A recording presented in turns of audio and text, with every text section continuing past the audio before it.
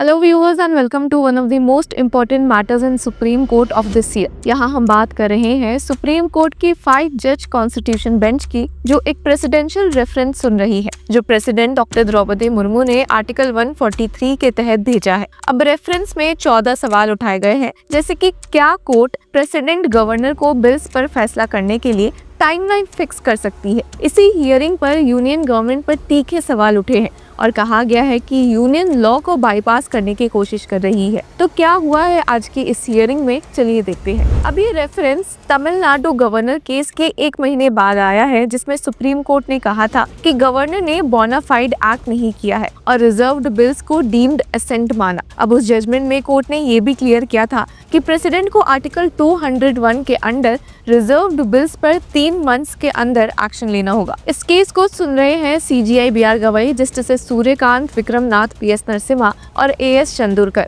और मामले काफी इंटेंसिफाई हो चुके हैं क्योंकि सेंटर ने भी इस केस में अपना तीखा रिप्लाई फाइल किया है। अब सुप्रीम कोर्ट हियरिंग की शुरुआत में पहले मेंटेनेबिलिटी ऑब्जेक्शन सुना गया है, जहां केरला और तमिलनाडु दोनों ने इस प्रेसिडेंशियल रेफरेंस को नॉट मेंटेनेबल बोला है। अब तमिलनाडु का कहना है कि ये एक अपील इन डिस्गाइज है और सुप्रीम कोर्ट अपने ही जजमेंट पर अपील नहीं सुन सकती। केरला ने भी इसी बेस पर एप्लीकेशन फाइल की है और यूनियन अपने सबमिशंस आज से शुरू कर चुका है और उनकी तरफ से मौजूद है SG तुषार मेहता और AG वेंकट रमनी। अब सेंटर ने रेफरेंस को सपोर्ट किया ये कहकर कि गवर्नर्स और प्रेसिडेंट्स का बिल पर एक्शन लेना एक हाई प्रेरोगेटिव फंक्शन है, जिसको जुडिशियल टाइमलाइन से बांधा नहीं जा सकता। सेंटर ने ये भी आर्ग्यू किया है कि गवर्नर सिर्फ एक स्टेट के आउटसाइडर नहीं होते, बल्कि पूरे देश के बिल लेकर स्टेट में आते हैं। और इस केस में पिटिशनर्स की तरफ से मौजूद थे senior advocates Kapil Sibal, Abhishek Manoj Singhvi, KK Venugopal, P Wilson, Gopal Subramaniam and Gopal Shankar Narayan.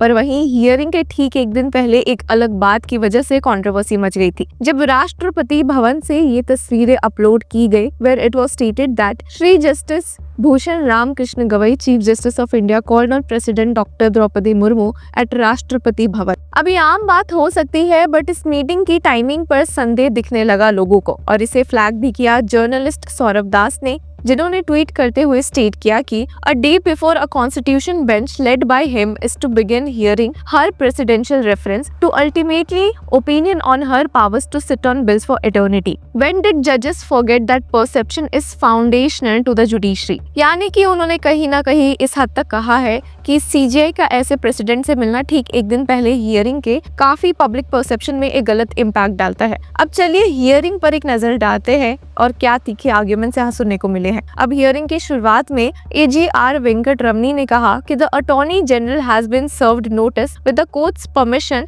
I may place some preliminary submission. अब यहाँ पर AG ने कहा कि वो कुछ पहले अपने सबमिशंस रखना चाह रहे हैं, जिस पर CJI BR गवाई ने कहा कि we must first consider the objections regarding maintainability, जो कि कहा गया है कि प्रेसिडेंशियल रेफरेंस इस केस में मेंटेनेबल नहीं है। अब senior advocate P Wilson petitioners की तरफ से मौजूद थे और कहा कि the state of Tamil Nadu must be heard on the issue of maintainability, जिसके बाद senior advocate KK Venugopal appearing for Kerala ने अपने तीखे आर्ग्यूमेंट्स रखे। उन्होंने कहा कि in both the Punjab matter and the Tamil Nadu case this court has interpreted the phrase as soon as possible. In the Tamil Nadu case a specific timeline was prescribed. हालांकि ये सुनते ही CJI BR गवाई ने कहा कि what about article 145 subsection 3 are the judgments you rely upon delivered by benches of 5 जजेस। अब viewers पहले तो यहाँ समझते हैं कि आर्टिकल 145 सबसेक्शन 3 कहता क्या है और उसकी यहाँ बात क्यों उठी है। तो ये आर्टिकल कहता है कि द मिनिमम नंबर ऑफ जजेस who are to sit for the purpose of deciding any case involving a substantial question of law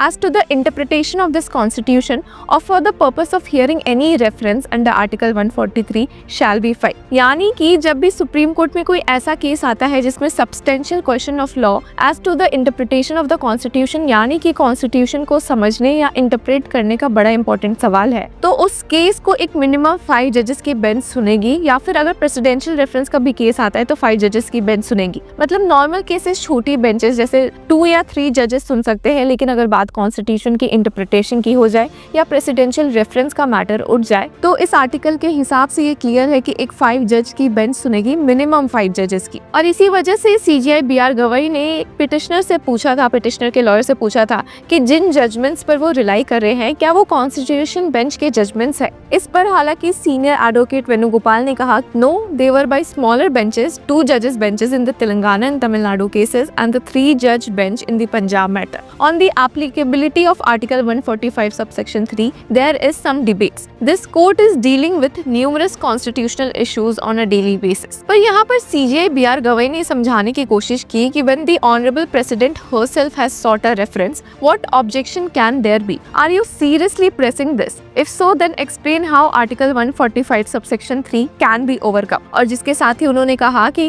क्या आपका पॉइंट ऐसा है कि अगर a 5 judge bench would be bound by a 2 judge decision? इस पर senior advocate के वेणुगोपाल ने कहा कि unless that earlier ruling is overruled. और इस पर CJI ने इस बात को नोट किया। अब सीनियर एडवोकेट वेणुगोपाल ने फर्दर कहा कि this matter does not fall within article 143 as the 11 issues in questions have already been conclusively decided. The government ought to have sought a review instead. The president, being bound by the aid and advices of the Council of Ministers, must act on their advice. Therefore, this reference is essentially by the union government and it attempts to bypass their review jurisdiction, which would effectively overturn a judgment of this court. And that judgment stands binding under Article 141. तो यानी कि यहाँ पर senior advocate Venugopal ने clear किया है कि president जिन्होंने ये रेफरेंस भेजा है उन्होंने एड और एडवाइस पे भेजा है काउंसिल ऑफ मिनिस्टर्स के, यानी कि यूनियन गवर्नमेंट चाहती है कि वो रिव्यू जो प्रोसेस होता है रिव्यू का, जिसे सुप्रीम कोर्ट अपने किसी जजमेंट को रिव्यू करती है, वो बाईपास करके उन्होंने प्रेसिडेंशियल रेफरेंस का इस्तेमाल किया है,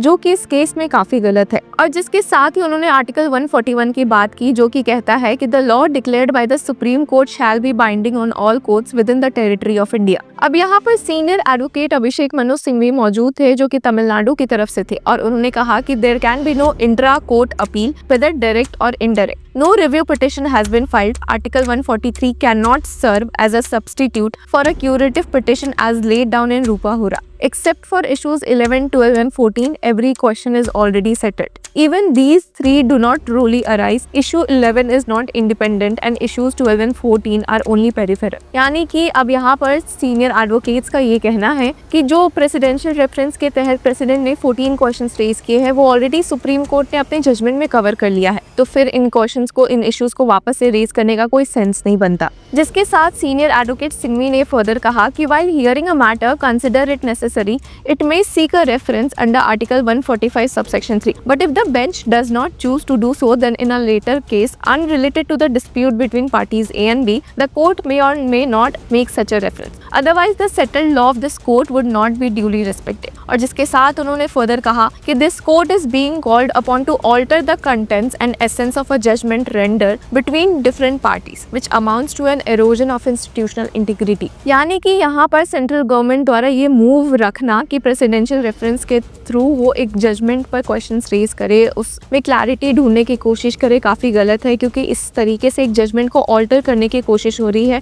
कहीं ना कहीं सेंट्रल गवर्नमेंट का वो डिमांड है। अब आपको बता दें कि इस हियरिंग के पहले तक भी केरला सरकार ने आर्ग्यू किया है पास्ट प्रेसिडेंट्स को लेकर, जैसे 1993 Kaveri water disputes tribunal reference, जो कि दिखाता है कि जब सुप्रीम कोर्ट एक अथॉरिटेटिव रूलिंग दे देता है तो उसी इशू को आर्टिकल 143 के थ्रू दोबारा नहीं उठाया जा सकता है। अब केरला स्टेट गवर्नमेंट ने पॉइंट आउट किया है कि already 3 constitution bench judgements including अप्रैल 8, 2025 तमिलनाडु गवर्नर केस, जिसके ऑथर रहे हैं जस्टिस JB पर्दीवाला, क्लियर कर चुके हैं कि स्टेट लेजिस्लेशन पर कॉन्स्टिट्यूशनल अथॉरिटीज के लिए टाइमलाइंस क्या होंगी। और इसी वजह से स्टेट गवर्नमेंट का कहना है कि once the Supreme Court in its adjudicatory jurisdiction has delivered an authoritative opinion, there remains no doubt or undecided question that would warrant a presidential clarification. और अगर यूनियन गवर्नमेंट को अप्रैल 8 जजमेंट से इतनी problem ही थी तो उन्हें रिव्यू या curative petition file करना चाहिए था, ना कि प्रेसिडेंशियल रेफरेंस